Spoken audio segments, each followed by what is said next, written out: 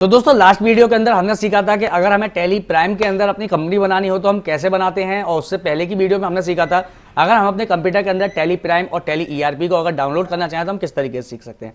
आज हम सीखेंगे दोस्तों F11 के अंदर। यहाँ पर हमारे सामने कुछ फीचर्स आते हैं। ये फीचर्स अगर आपके सामने नहीं आ रहे हों, ये कुछ इस तरीके से आपके सामने आ रहे होंगे। अब आपको इनको ऑन करना है तो आपको शो मोर फीचर्स यानी इस वाले फीचर्स पे जाना है, इसको यहाँ पे यस कर लेना है, और इसके नीचे आएगा शो ऑल फीचर, इसको भी आपको यहाँ पे यस कर लेना है और आपके सामने फीचर्स आ जाएंगे। अब सबसे पहले आपके सामने ऑप्शन आता है मेंटेन अकाउंट्स ओनली। देखिए मेंटेन अकाउंट्स ओनली, इन्वेंट्री और टैक्सेशन, ये तीन हमारे सबसे ज्यादा अहम फीचर्स होते हैं जिनको हमें यूज करना आना चाहिए टैली के अंदर। अदरवाइज टैली आपका सीखने का कोई फायदा नहीं है, क्योंकि जब तक आपको मेंटेन करना ही नहीं आएगा अपने अकाउंट्स को तो आप किस तरीके से काम करेंगे। तो इसके लिए हम सबसे पहले बात करेंगे यहाँ पे F11 के अंदर अकाउंटिंग के अंदर मेंटेन अकाउंट्स की। तो अगर मैं इस फीचर्स को यहाँ पे नो कर देता हूँ तो इसमें क्या है, इसके अंदर तीन फीचर्स हैं। देखिए यहाँ पे दो तरह की चीजें हैं, एक है हेडिंग और एक है सब हेडिंग। यानी हेडिंग आपकी बाहर की तरफ होगी और सब हेडिंग थोड़ी अंदर की तरफ होगी। अगर आप इसकी हेडिंग को ऑफ कर देते हैं तो maintain bill wide entry, enable cost centre और इनेबल इंटरेस्ट कैलकुलेटर, ये तीनों फीचर्स आप यहाँ पे यूज नहीं कर पाएंगे। देखिए मैं यहाँ पे NO करता हूँ और एंटर प्रेस करता हूँ, देखिए तीनों फीचर्स हमारे ऑटोमेटिकली नो हो गए और साथ ही साथ आप देखेंगे ये यहाँ पे हाइड हो गए। यानी अब ये शो नहीं हो रहे, और शो नहीं हो रहे तो आप इस पे काम नहीं कर पाएंगे। तो आपको इनको यस करना है, तो आपके पास मेंटेन अकाउंट्स यस रहनी चाहिए। अब सबसे पहली एंट्री आपके सामने आ रही है इनेबल बिल वाइज एंट्री। अब देखिए इनेबल बिल वाइज एंट्री में होता क्या है, मैं ये आपको यहाँ पे काफी इजीली तरीके से समझाता हूं। इसको हम यहाँ पे यस करते हैं और कीबोर्ड से कंट्रोल A करिए या आप एंटर करके इसको प्रेस कर दीजिए। देखिए इनेबल, देखिए मैं आपको समझाता हूं इनेबल बिल वाइज एंट्री में क्या होता है। देखिए आप जब किसी एक व्यापारी को माल बेचते हैं या माल खरीदते हैं, अब हर किसी के खाते को आप कॉपी में देख के तो आप बता सकते हैं कि भाई इस पे इतने रुपए का उधार था, या भाई तुम पे हमारा इतने रुपए का उधार है। लेकिन यार कंप्यूटर में हम कहां तक देखेंगे, कंप्यूटर काम ही ये होता है कि वो ऑटोमेटिकली उस चीज को डिटेक्ट करे और हमें बताए कि किसी के ऊपर कितना लेना है कितना देना है, तो उसके बिल को भी वो यहाँ पे ऑटोमेटिकली मेंटेन करता चले। तो उसके लिए हम यहाँ पे यूज करते हैं अकाउंट बिल वाइज डिटेल्स को। तो हमने यहाँ पे F11 को यस करके वो फीचर्स हमने यहाँ पे यूज कर ही लिया है, इनेबल बिल वाइज एंट्री को। तो अब हम क्या करेंगे, हम यहाँ पे क्रिएट में गए और हमने अपने पास बनाई एक लेजर में हम एक पार्टी का नाम बनाते हैं। हमने कहा एक राजू है, ये हमारे पास एक सन्डी डेप्टर है क्योंकि हम इसको माल बेचेंगे इसलिए। अब देखिए ऊपर आपके सामने ऑप्शन आ रहा है मेंटेन बिल वाइज डिटेल्स, इस ऑप्शन को आपको अपने पास यस कर लेना है। इसके बाद यहाँ पे आ रहा है डिफॉल्ट क्रेडिट पीरियड, इसको आप करिए मत करिए कोई इससे ऐसा फर्क नहीं है।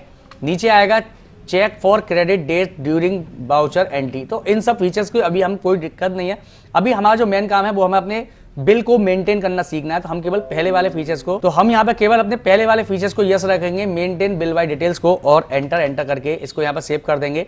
इसके बाद राजू का जो भी एड्रेस है वो आप राजू का एड्रेस डाल देंगे। तो जो भी आप डालना चाहे वो डाल दीजिए, अदरवाइज हमें अभी इसकी जरूरत नहीं है। तो हम यहाँ पे एंटर करते हैं क्योंकि हमने बिल्कुल बेसिक लेवल से चल रहे हैं, इसलिए हम अपने बेसिक लेवल से इसको काम करेंगे।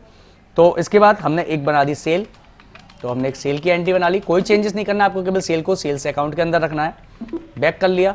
अब हम गए क्रिएट के अंदर ही और यहाँ पे हमने यूनिट ऑफ मेजर पे आए, यहाँ पे हमने एक पी डाल दिया। अब यहाँ पूछा पी का मतलब क्या है, तो हमने कह दिया भाई कि पीसेस है। यहाँ पे हम पी सिलेक्ट करेंगे और यहाँ पे हम इसको पीसेस में ऐड कर देंगे, नंबर ऑफ डेसिमल कुछ नहीं रखेंगे और एंटर। बैक कर लिया। अब हम जाएंगे स्टॉक आइटम पे, तो हमने एक आइटम बना लिया सपोज देन, एक हमने लैपटॉप बनाया। यहाँ पे यूनिट के अंदर आपको पी ऐड करना कंपलसरी है, अंडर में आपको अभी कुछ भी नहीं रखना, लेकिन यूनिट के अंदर आपको पी रखना है और एंटर करके इसको आपको सेव कर देना है। अब हम क्या करते हैं, वाउचर में जाते हैं और यहाँ से हम दबाते हैं कीबोर्ड के अंदर F8। तो हमने F8 दबाया, हमने राजू को ले लिया। अब राजू की जो भी इन्फॉर्मेशन है वो यहाँ फिल कर देंगे, अभी इन इन्फॉर्मेशन के बारे में भी हम आगे सीखेंगे। अब यहाँ पे एड्रेस वगैरह कुछ नहीं चाहिए। अब राजू ने हमसे क्या किया, सेल किया, तो हमने सेल की एंट्री दे दी, स्पेस दबाया, यहाँ पे हमने दे दिया उसको लैपटॉप। राजू को हमने 10 लैपटॉप बेचे सपोज देन 15,000 के हिसाब से, तो इसके ऊपर 1.5 लाख रुपए का हमारा बिल हो गया। इनेबल ई वे बिल, तो ये हमें नहीं चाहिए, तो हम इसको नो रखेंगे अभी और एंटर करके। अब देखिए यहाँ पर एक हमारे सामने ऑप्शन आ गया बिल वाइज डिटेल्स का। तो अब हमें यहाँ पर क्या करना है, तो देखिए यहाँ पे क्या है, हम इस जो राजू है इससे फर्स्ट टाइम हम ट्रांजेक्शन कर रहे हैं, तो हम इसको रखेंगे न्यू रेफरेंस के अंदर। अब इसके लिए हम कोई भी एक नोट्स यानी कोई भी एक नंबर बना सकते हैं।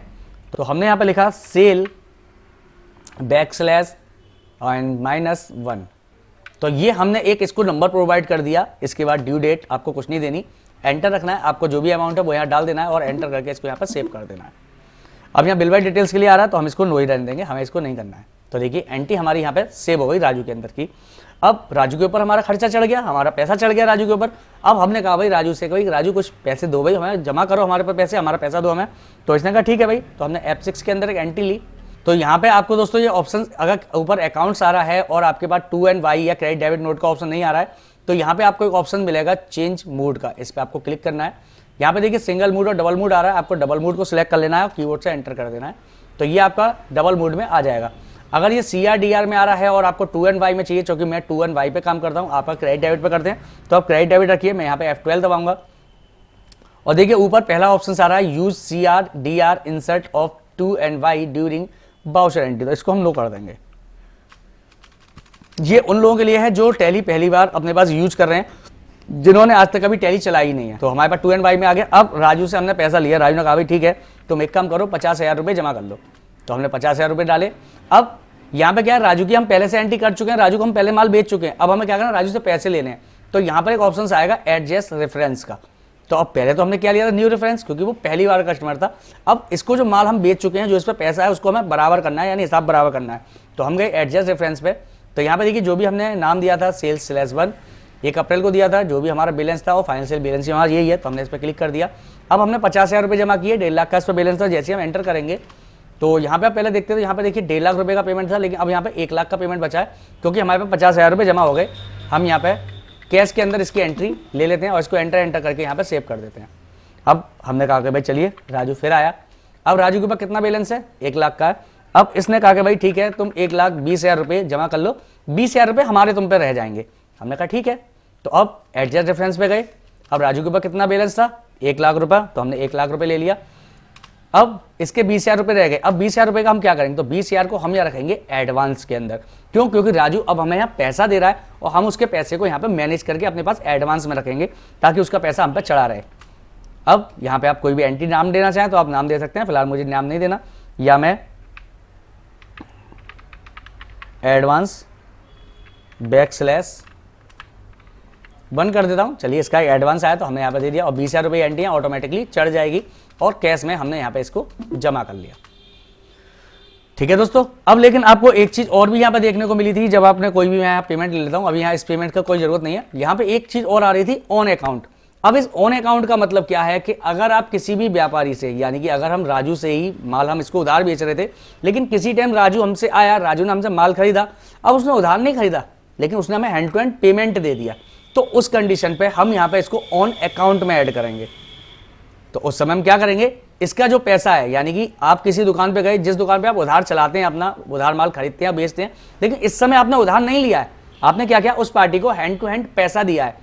तो अब यहाँ पे उधार की तो एंट्री चढ़ी नहीं, तो उस कंडीशन पे हम क्या करेंगे, ऑन अकाउंट। जैसे कि हम किसी दुकान पे जाते हैं और हम कहते हैं भाई एक 5 किलो आटा दे दो, और हम उससे आटा खरीदा और हमने उसके पैसे दे दिए। अब उस दुकान वाला क्या है, कुछ टाइम के बाद कहता है यार तुम उस दिन 5 किलो आटा ले गए तो उसका पैसा दे के नहीं गए। हम कहेंगे भाई दे तो गए थे। तो वहां पर वो जब कस्टमर उसकी एंट्री करेगा तो ऑन अकाउंट में करेगा कि हाँ भाई तुम सामान तो ले गए थे, लेकिन 5 किलो नकद ले गए थे। तो उसके लिए हम यहाँ पे ऑन अकाउंट को रखते हैं। तो आई होप दोस्तों आपको ये चारों फीचर समझ में आ गए होंगे। एडवांस का यूज क्या है, एडजस्ट रेफरेंस का यूज क्या है, न्यू रेफरेंस का यूज क्या है, ऑन अकाउंट का यूज क्या है। तो दोस्तों चलिए हम आपसे मिलते हैं अपनी अगली एंट्री में।